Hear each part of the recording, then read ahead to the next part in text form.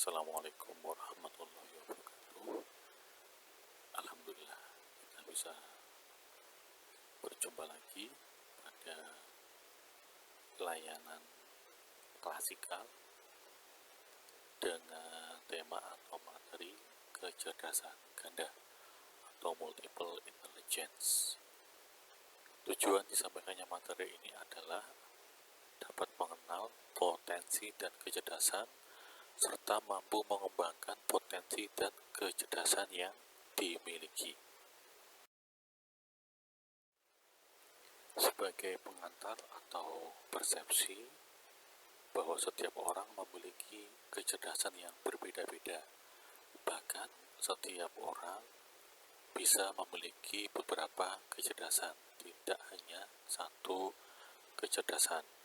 Hal ini yang dinamakan dengan kecerdasan ganda atau inteligensi ganda atau dalam bahasa Inggris multiple intelligence.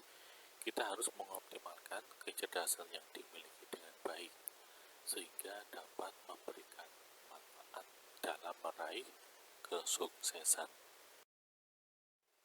Kemudian, apa sih pengertian dari kecerdasan dan kecerdasan ganda itu?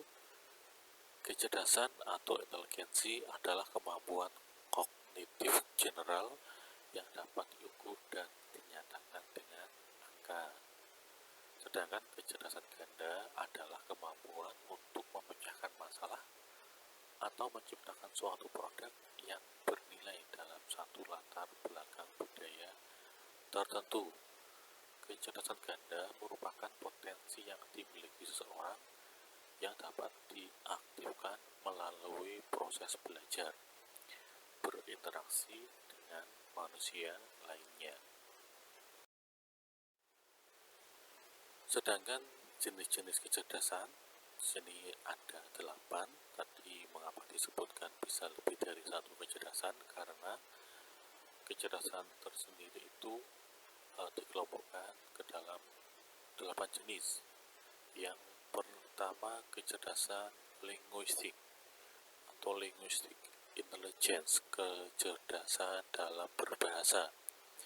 Yang kedua, kecerdasan logika matematika. Yang ketiga, kecerdasan spasial atau kecerdasan ruang. 4, kecerdasan kinestetik tubuh. Yang kelima, kecerdasan musik. 6, kecerdasan interpersonal. Yang ketujuh, kecerdasan intrapersonal. Dan yang kedelapan, kecerdasan natural. Selanjutnya kita kenali masing-masing karakteristik dari masing-masing jenis kecerdasan. Yang pertama, karakteristik kecerdasan linguistik. Yang pertama, mendengarkan dan merespon setiap suara dan berbagai ungkapan kata. Yang kedua, menerikan suara, bahasa, membaca, dan menulis. Yang ketiga, kemampuan belajar melalui menyimak, membaca, dan menulis serta diskusi. Yang keempat, kemampuan menyimak secara efektif, memahami, menguraikan, menafsirkan, dan mengingat apa yang diucapkan. Yang ketujuh, membaca secara efektif, memahami, meringkas, menafsirkan, atau menerangkan. Yang enam, berbicara secara efektif kepada beragam pendengar, beragam tujuan, dan mengetahui cara berbicara secara sederhana, fasih, dan bergairah atau bersemangat. 7, menulis secara efektif, memahami dan menerapkan aturan-aturan tata bahasa, ejaan, tanda baca, dan kosakata yang efektif. 8, memperlihatkan kemampuan untuk mempelajari bahasa lainnya. 9, menggunakan keterampilan menyimak, berbicara, menulis, dan membaca. Jadi itu tadi karakteristik individu yang memiliki kecerdasan linguistik. Kecerdasan yang selanjutnya, kecerdasan yang kedua, yaitu karakteristik kecerdasan logika matematika. Di sini ciri-cirinya, yang pertama, mampu merasakan berbagai tujuan dan fungsi mereka dalam lingkungannya.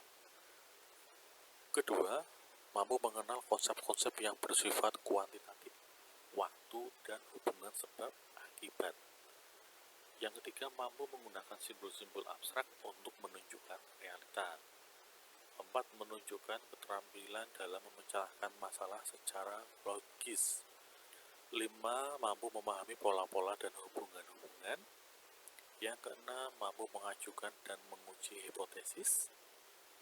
7. Menggunakan bermacam-macam keterampilan matematis, seperti memperkirakan, perhitungan logaritma, menafsirkan statistik, dan informasi visual dalam bentuk grafik. 8. Mampu berpikir secara sistematis dengan mengumpulkan bukti, membuat hipotesis, dan merumuskan berbagai model. 9. Mampu mengungkapkan ketertarikan dalam karir seperti akuntansi, teknologi informasi, mesin, dan ilmu kimia.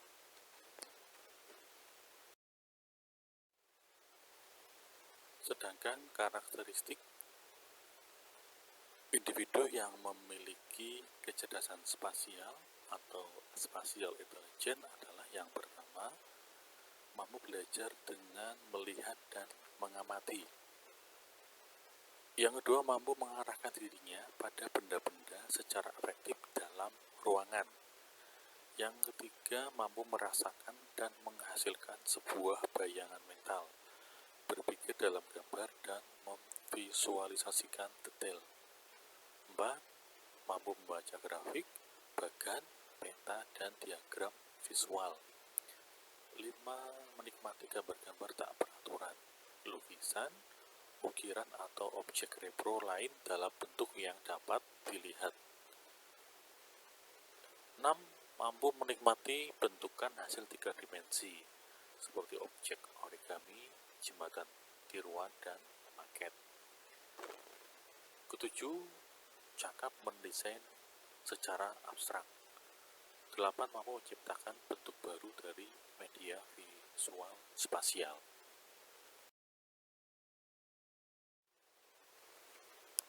Selanjutnya yang keempat, karakteristik individu yang memiliki kecerdasan kinestetik tubuh. Yang pertama, mampu menjelajahi lingkungan dan sasaran melalui sentuhan dan gerakan. Yang kedua, mampu mengembangkan kerjasama dan rasa terhadap waktu. 3. Mampu belajar dengan lebih baik jika terlibat langsung dan berpartisipasi. Yang keempat, menikmati secara konkret dalam mempelajari pengalaman-pengalaman, seperti perjalanan ke alam bebas.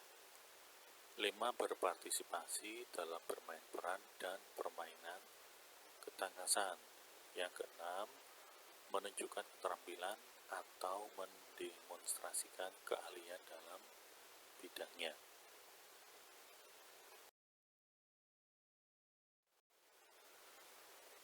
Untuk yang kelima, yaitu karakteristik individu yang memiliki tingkat kecerdasan musik yang tinggi. Cirinya yang pertama, mampu mendengar dan merespon dengan ketertarikan terhadap berbagai bunyi. Yang kedua, menikmati dan mencari kesempatan untuk mendengarkan musik atau suara-suara alam pada suasana belajar. 3. Merespon terhadap musik secara kinestetik. 4. Mengenali dan mendiskusikan berbagai gaya musik, aliran, dan variasi budaya. 5. Mengoleksi musik dan informasi mengenai musik dalam berbagai bentuk. Yang keenam, mengembangkan kemampuan menyanyi atau memainkan instrumen secara mandiri. 7. Mengembangkan referensi kerangka berpikir pribadi untuk mendengarkan musik. Yang kedelapan, mampu mengembangkan improvisasi dan bermain dengan suara atau bunyi. Yang keenam, karakteristik kecerdasan interpersonal, di mana ciri-cirinya yaitu individu tersebut pertama terikat dengan dan berinteraksi dengan orang lain. Yang kedua, membentuk dan menjaga hubungan sosial. Yang ketiga, mengetahui dan menggunakan cara-cara yang beragam dalam berhubungan dengan orang lain. 4. Merasakan perasaan, pikiran, motivasi, tingkah laku, dan gaya hidup orang lain. 5. Berpartisipasi dalam kegiatan kolaboratif dan menerima bermacam peran yang dilaksanakan.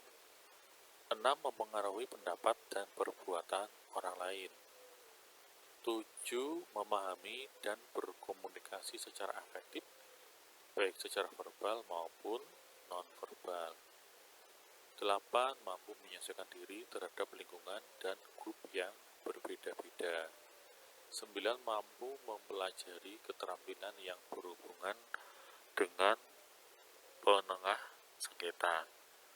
Yang ke-10, tertarik pada karir yang berorientasi interpersonal, seperti pengajar, pekerjaan sosial, dan konseling.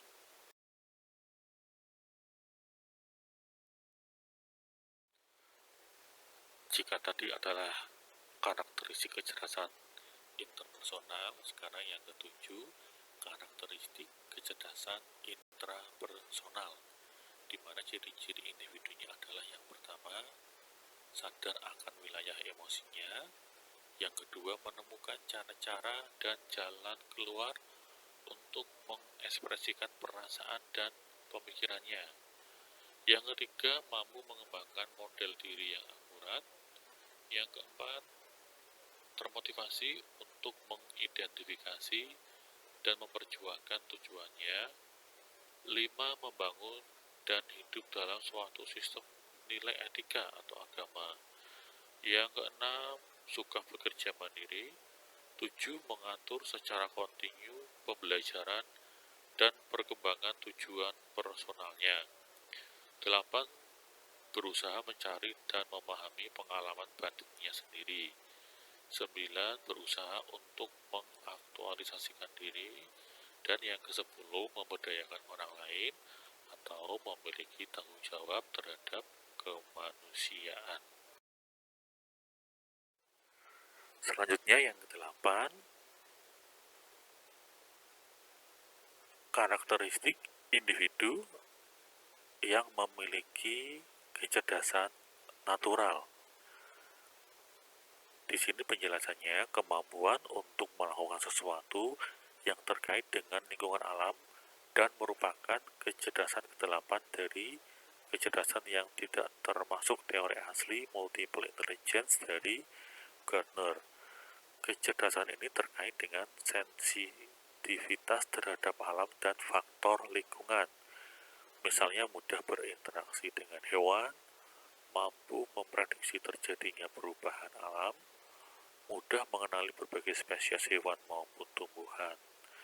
Kecerdasan ini akan lebih mudah diwujudkan melalui pengumpulan dan penganalisaan suatu subjek yang berhubungan dengan alam. Demikian paparan mengenai materi atau tema layanan bimbingan klasikal kecerdasan ganda atau multiple intelligence. Semoga yang mau disampaikan bisa memberikan wawasan, memberikan pemahaman kepada kalian semuanya. Terima kasih atas perhatiannya. Selamat pagi, selamat siang.